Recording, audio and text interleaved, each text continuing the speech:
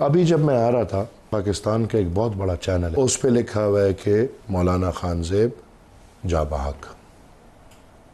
भाई, a question from a citizen to the complete media कि आपके शहीद का डेफिनेशन क्या है। आप तो मेरे शहीद को शहीद भी नहीं मान रहे। आज भी नजरिए पाकिस्तान, मेरा एक आलिम दीन शहीद हुआ है, एक अमन की आवाज़, एक रोशन फ़िक्र। आप सोचें कि आलिम दीन हो और उसका नज़रिया अवामी नेशनल पार्टी का हो तो ये हीरा होगा, हीरा।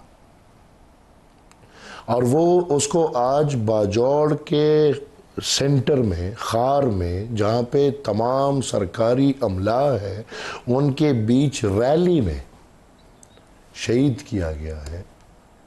कवरेज तो छोड़ दे, मीडिया उसको शहीद कहने को तैयार नहीं। उधर बाजौड़ में आपको पता है ना फैसिलिटीज़ है, ना नेट है, और जहाँ पे हो भी तो ये रियासत अगर ना चाहे।